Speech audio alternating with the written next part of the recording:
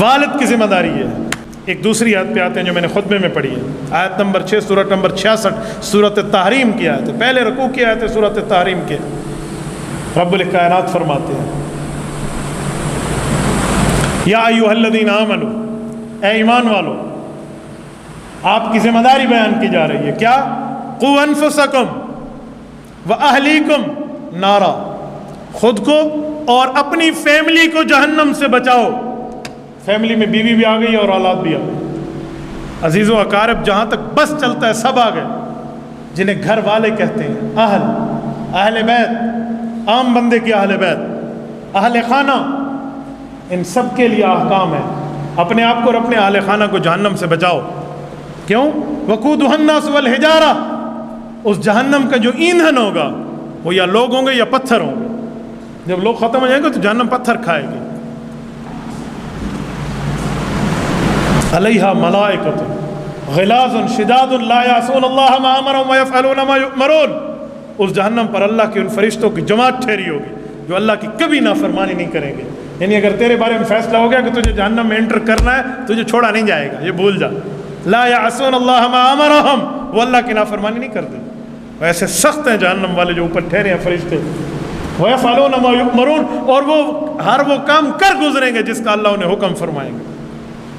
یہ آیت بھی بتاتی ہے کہ والدین کی، پیرنٹس کی، سرپرستوں کی، نگران اور گارڈینز کی ذمہ داری ہے کہ جن کے اوپر ہمارا حق ہے، ہمارے محتاط، ہماری اولاد ہے یا ہمارے جونیئرز ہیں، ان کو سمجھانا ہماری ذمہ داری ہے۔ یہ اسلامی تعلیم ہے قرآن کریم کی۔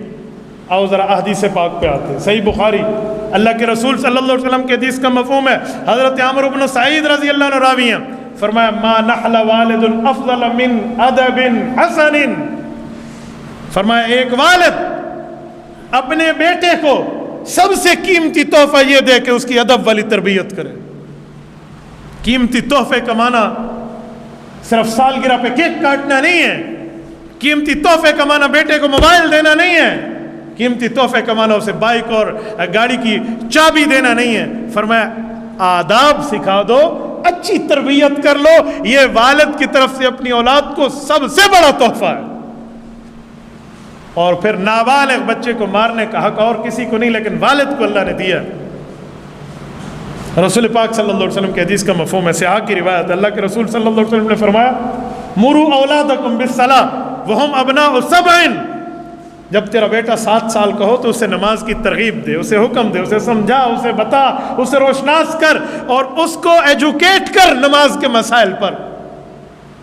3 سال کی مہلت ہے اس کے پاس، سمجھاتا رہے، کبھی پڑھا کبھی نہ پڑھا، کبھی پڑھا کبھی، یوں چلتا رہا۔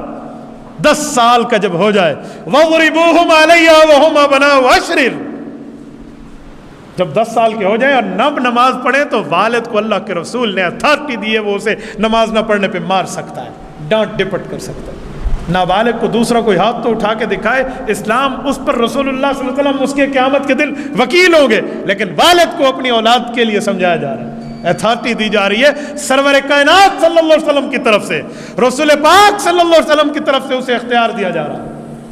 اچھا، اور پھر وَفَرِّقُوا بَيْنَهُمْ فِي الْمَضَاجِعِ، جب وہ 10 سال کے ہو جائیں ان میں بستروں کو جدا کر دو۔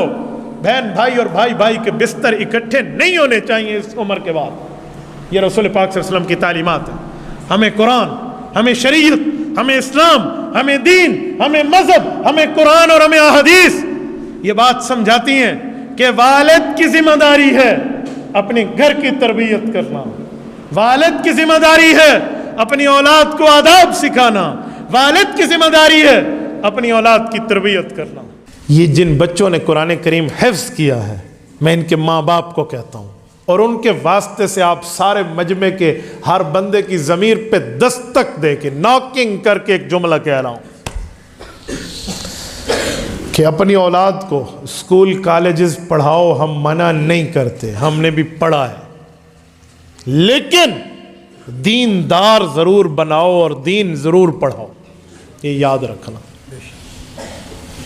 دین کی بنیاد جب آپ کی اولاد میں پڑ جائے گی، اللہ کی قسم جو سکون رب تمہیں دے گا وہ دنیا کے لاکھوں اربوں خرچ کرنے سے بھی نہیں مل سکتا۔ میں نے کل ایک مدرسے کے ختم بخاری پر ایک سفید ریش والد کو اپنے بچے کو گلے مل کے دورہ حدیث کی مبارکباد دیتے ہوئے روتے دیکھا ہے. اللہ اکبر. وہ کلپ میرے پاس موجود ہے, میں آپ کو دکھاؤں. بندے کے آنسو نکل آئے آنکھوں سے. والد کہتا ہے فزت برب الکعبہ, میرا بچہ حافظ کے بعد عالم بن گیا, مجھے رب کعبہ کی قسم ہے میں دنیا میں کامیاب ہو کر جا رہا ہوں. یہ سکون آپ کو. میں اپنے اسکول میں ٹاپ کر کے آیا تھا. یہ ریاضی اور یہ انگلش اور یہ کیا اور یہ میری نوک کے زبان پہ تھے, لیکن اسلامیات میں ہم زیرو ہوتے تھے. میرے والد محترم مجھے آج بھی یاد ہے, میری والدہ خوشی کا اظہار تو کرتی, لیکن مجھے یہ کہتے کہ ٹھیک ہے خوشی ہے, اچھی بات ہے, تجھے انعام ملا ہے, ٹرافی ملی ہے, کپ ملا ہے تجھے, لیکن جس دن تیرے سر پہ پگڑی ہوگی اور تم مولوی بن کے ہمیں بتائے گا ہمیں اللہ نے قرآن میں کیا پیغام دیا ہے, اصل خوشی ہماری تب ہوگی. میری ماں باپ کو کمانے کے لیے پیسوں اور دولت کی ضرورت نہیں تھی. آج آپ نے میرے لیے کرسی لگائی ہے, یہ میں کوئی بڑی ماں کا بیٹا بیٹھا ہوں, اس کی وجہ صرف اللہ کا قرآن اور نبی کا فرمان ہے. تو پھر اپنی اولادوں کو اس عزت کے لیے کیوں نہیں لاتے؟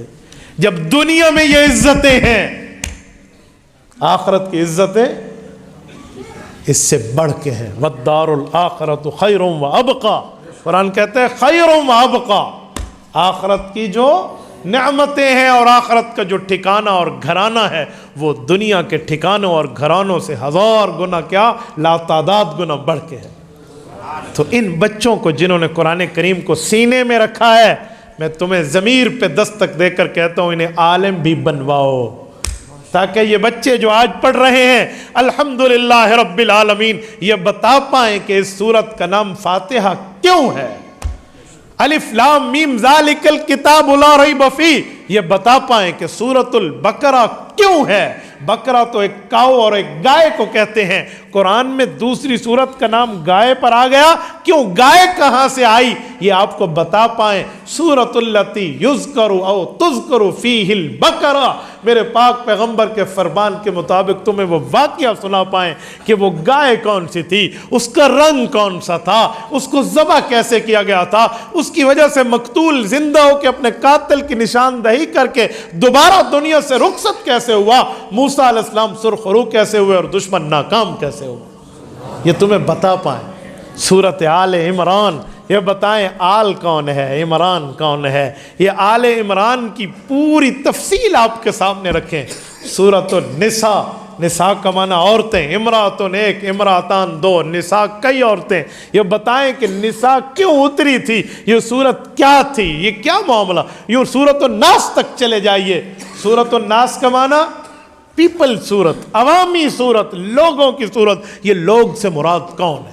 یہ قل اعوذ برب الناس میں ناس الگ ہے, قل اعوذ برب الناس, ملک الناس, الہ الناس, یہ تینوں ناس علیحدہ ہیں. یہ بیان القرآن حضرت تھانوی کا اٹھا کے آپ کو بتائیں گے کہ ایک بچپنا ہے, ایک جوانی ہے, ایک بڑھاپا ہے, اللہ نے تینوں کی بات کس طرح کی ہے یہ آپ کو بتا پائیں گے. آج آیتیں سناتے ہیں, کل آپ نے ان حفاظ کو عالم بنانا ہے, یہ تمہیں حدیث کے ساتھ ان آیات کا مطلب بتائیں.